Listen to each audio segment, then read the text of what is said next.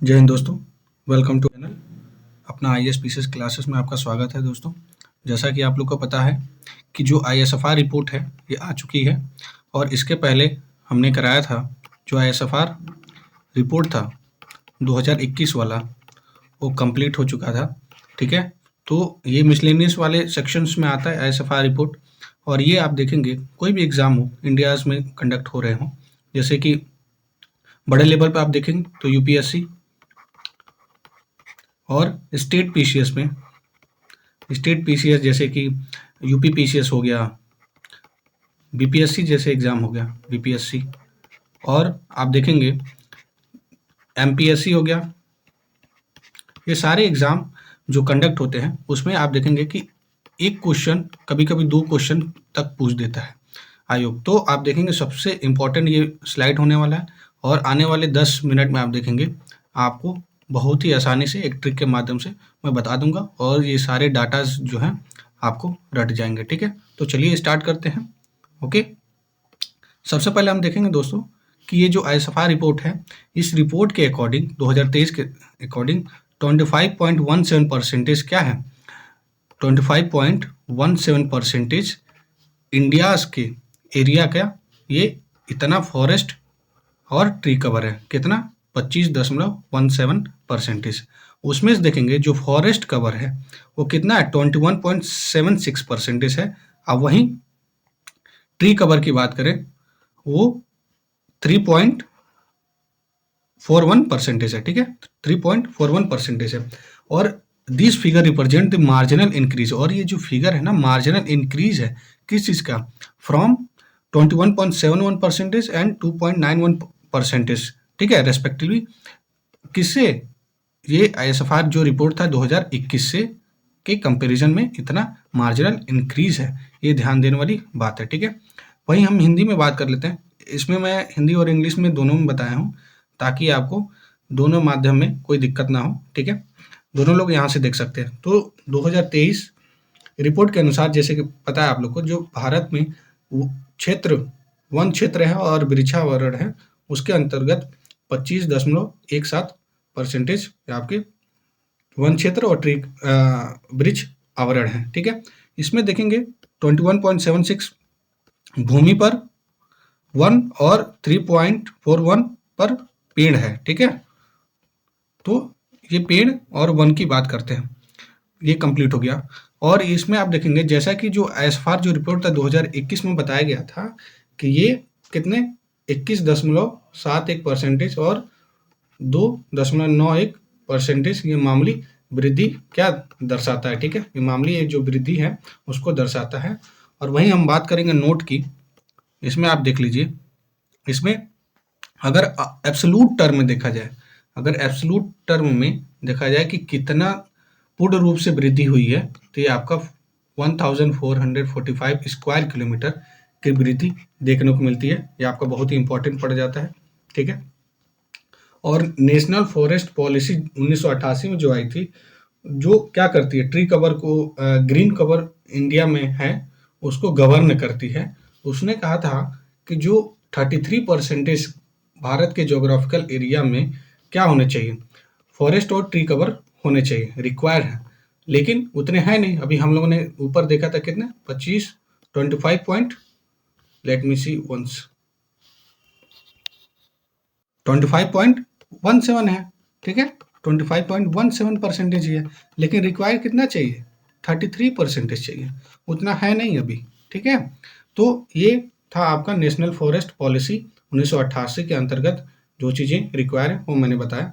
और वहीं हम देखेंगे हिंदी में जो राष्ट्रीय वन नीति है 1988 का, वो जो भारत में हरित आवरण को नियंत्रण करती है, और इसके अनुसार देखेंगे देश के भौगोलिक क्षेत्र का 33% क्या होना चाहिए, भाग वन या वृक्ष या वन आवरण के अंतर्गत होना आवश्यक है। ठीक है, अगला इसमें देखते हैं कि जो डेफिनेशन है उसके डेफिनेशन देख लेते हैं। जो ट्री और कवर और फॉरेस्ट कवर का जो डेफिनेशन होता है, it means an area of hectare और more with a tree canopy. अगर ये मान लीजिए ये ट्री है, ठीक है, तो ये जो कैनोपी होती है ना, ठीक है, with a tree canopy more than और इक्वल टू 10%, वो 10% से ज़्यादा होना चाहिए, नहीं तो उसके इक्वल होना चाहिए, इररेस्पेक्टिव ऑफ ओनरशिप और लीगल स्टेटस के बावजूद। ओनरशिप और लीगल स्टेटस के बावजूद 10% से ज़्यादा या 10% के बराबर होना चाहिए, वही कंसिडर किए जाते हैं फॉरेस्ट कवर में। ट्री कवर में क्या है, ये क्या कहता है कि it refers to all tree patches, जितने भी ट्री पैचेस हैं that exist outside the forest area, ठीक है, फॉरेस्ट एरिया के बाहर, विच ऑक्यूपाई, जो ऑक्यूपाई करते हैं क्या, less than 1 hectare in extent including all the scatter tree found, जितने भी लेस देन 1 हेक्टेयर, 1 हेक्टेयर के एक्सटेंट तक, इंक्लूडिंग ऑल द स्कैटर, जितने भी स्कैटर ट्री हैं, कहाँ पे, गांव और शहरों में बसे हुए हैं, मतलब प्रेजेंट है, ठीक है, and not capture under the forest cover assessment, और जो फॉरेस्ट कवर असेसमेंट में क्या कैप्चर नहीं किए जाते हो, ठीक है। इसमें आइए हिंदी में देख लेते हैं।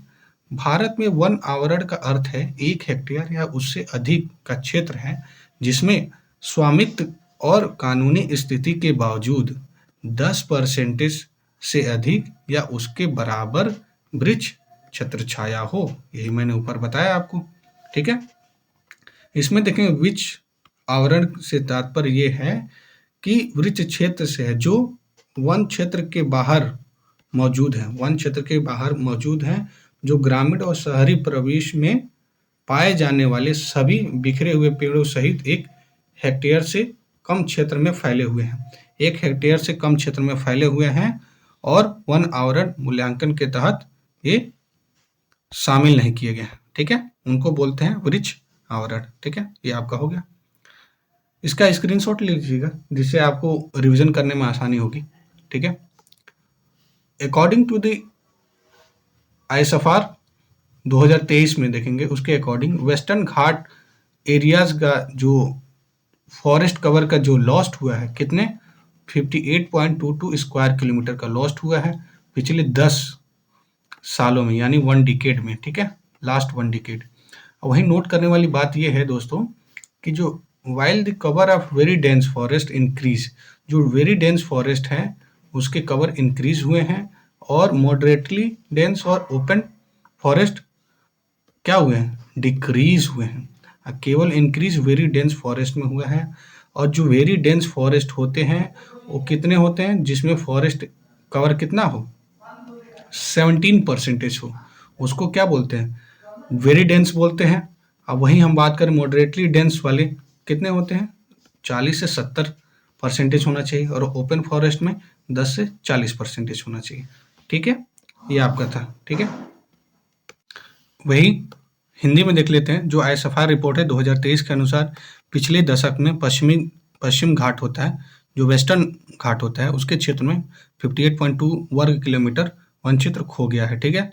और ये मैंने बताया कि जो बहुत घने क्षेत्र हैं उनका आवरण बढ़ा हुआ है, और मध्यम और जो खुले वन क्षेत्र हैं उनका घटा हुआ है वन क्षेत्र, ठीक है। और बहुत घने वाले क्षेत्र मैंने बताया 70% से ज़्यादा होना चाहिए, कम से कम वन क्षेत्र होना चाहिए वो 70% होना चाहिए, मध्यम सघन वाले वन क्षेत्र 40 से 70 और खुले वन क्षेत्र 10 से 40 होना चाहिए, ठीक है। ये आपका था।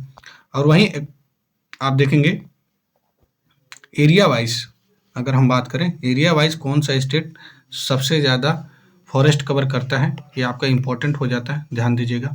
सबसे ज़्यादा मध्य प्रदेश में है, उसके बाद अरुणाचल प्रदेश में, ये एरिया वाइज की मैं बात कर रहा हूँ, ठीक है, ना कि परसेंटेज वाइज, ध्यान देंगे। मध्य प्रदेश है, उसके बाद अरुणाचल प्रदेश, देन छत्तीसगढ़, यानी मध्य प्रदेश, देन उसके बाद अरुणाचल प्रदेश, उसके बाद आपका क्या, छत्तीसगढ़, ठीक है, ये ध्यान रखेंगे।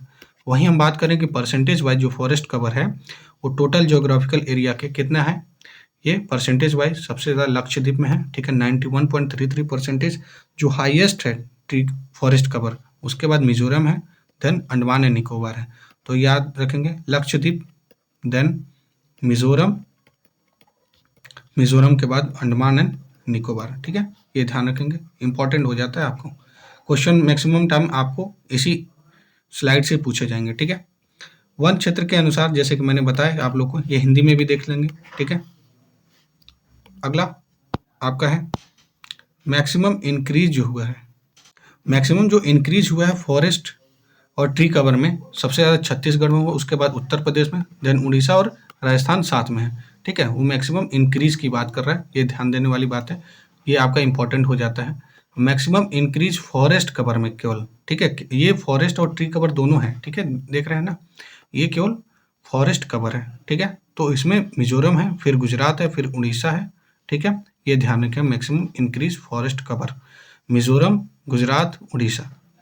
लार्जेस्ट डिक्रीज जो हुआ है वो मध्य प्रदेश में हुआ है, फिर आपका कर्नाटका में, फिर लद्दाख में, फिर नागालैंड में। ये ध्यान देने वाली बात है, क्योंकि बहुत ही इंपॉर्टेंट पड़ जाता है ये आपका। ठीक है, मध्य प्रदेश, फिर कर्नाटका, फिर लद्दाख, देन आपका नागालैंड। ठीक है, वही हिंदी में आप देख सकते हैं। ठीक है, इसका स्क्रीनशॉट ले लीजिए। ठीक है, अगला इसमें बढ़ते हैं हम।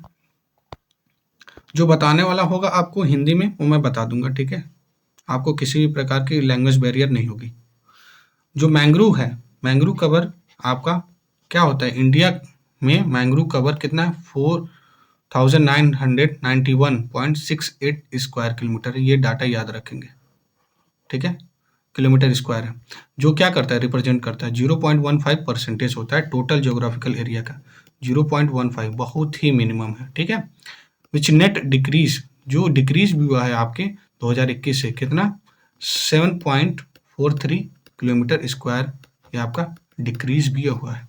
वही मैंग्रोव आवरण की बात करें तो हिंदी में आप देख लीजिए, वही सेम चीज़ दिया हुआ है कि 4991.68 स्क्वायर किलोमीटर ये आपका मैंग्रोव है, जो भौगोलिक क्षेत्र का 0.15% है, जिसमें आप देखेंगे 2021 के मुकाबले 7.43 वर्ग किलोमीटर यानी किलोमीटर स्क्वायर की कमी देखी गई है। ठीक है, और नेक्स्ट स्लाइड आपका ये पिक्टोरियल ग्राफ से मैं बता दिया हूँ, ताकि आपको एक ही देखने में आपको याद हो जाए। ठीक है, सबसे ज़्यादा आप मैंग्रोव देखेंगे वेस्ट बंगाल में, सबसे ज़्यादा फर्स्ट नंबर पे आता है, कितने 42.45%।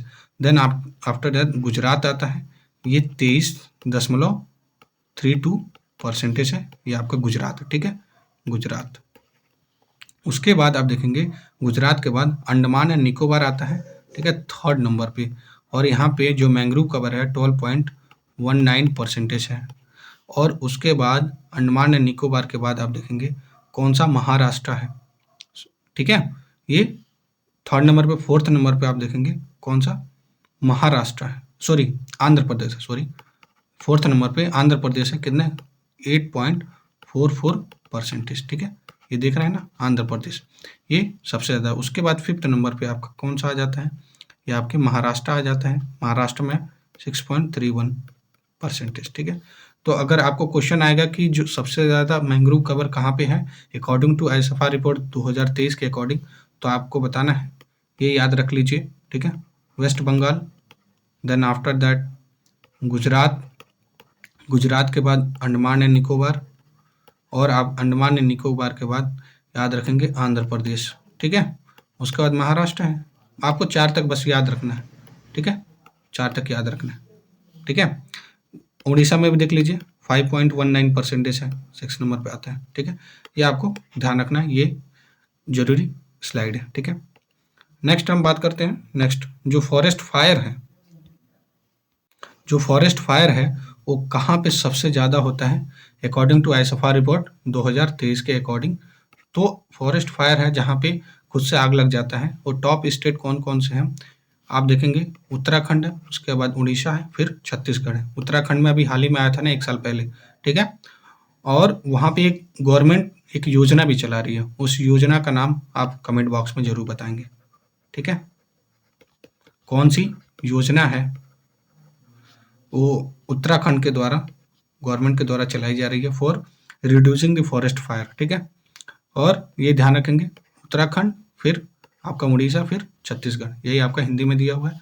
ठीक है दोस्तों, ये आपका आईएसएफआर 2023 वाला ये कंप्लीट हो चुका। ठीक है, और इससे आप देखेंगे मैक्सिमम क्वेश्चंस आपको इसी स्लाइड से देखने को मिलेंगे, इसी वीडियोस मिलेंगे आपको, क्योंकि टू द पॉइंट ये चीज़ें हैं।